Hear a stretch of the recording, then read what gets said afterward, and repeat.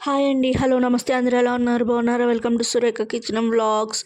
ఇవాళ నేను చూపించే రెసిపీ చాలా సింపుల్ స్నాక్స్ రెసిపీ అండి. అందరికీ ఆల్ ఫేవరెట్ రెసిపీ అనమాట. ముందుగా చిన్నగా ఉల్లిపాయలు కట్ చేసుకుని కొద్దిగా ఉప్పు వేసుకుని ఇలా బాగా స్మాష్ చేసేసుకోండి. ఇలా బాగా కలిపేసుకుంటే ఉల్లిపాయలోంచి వాటర్ అనేది రిలీజ్ అవుతుంది.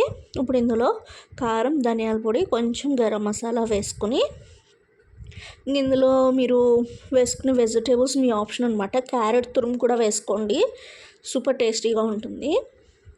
అండ్ స్వీట్ కార్న్ కూడా వేసుకోవచ్చు. ఇంతకీ రెసిపీ పేరు ఏంటంటే ఆనియన్ సమోసా.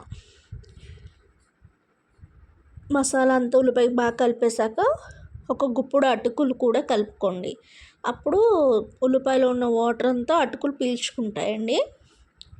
అప్పుడు మనకి స్టఫ్ అనేది బయటికి అంటే ఫ్రై అయిన తర్వాత లోపల వాటరీగా ఉండి సమోసా మెత్తబడిపోతుంది. అలా ఉండకుండా ఇలా అటుకులు కలిపితే మంచిగా బాగుంటుందన్నమాట. తర్వాత మైదాపిండి కూడా కొంచెం వాటర్ పోసి కలిపేసి పక్కకు పెట్టుకోండి. నేను తీసుకున్న సమోసా షీట్స్ వచ్చి ఫ్రోజన్ అండి. మనకి ఆల్రెడీ ఇలా షీట్లు బయట ఫ్రీజ్ చేసి అమ్ముతూ ఉంటారు. మనకి సూపర్ మార్కెట్స్లో బాగా అవైలబిలిటీగా ఉంటాయి. ఒకసారి చూడండి, దొరుకుతాయి. అప్పుడు మనం ఇంట్లో ఫ్రెష్ ఆయిల్తో ఫ్రెష్గా చేసుకోవచ్చు. పిల్లలకు కూడా ఎటువంటి ఇబ్బంది ఉండదు.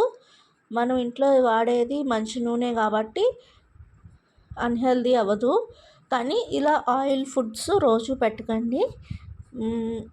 వీలైతే 10 డేస్కి ఒకసారి 15 డేస్కి ఒకసారి మాత్రమే ప్రిఫర్ చేయండి. అందులోనూ మైదా కదా,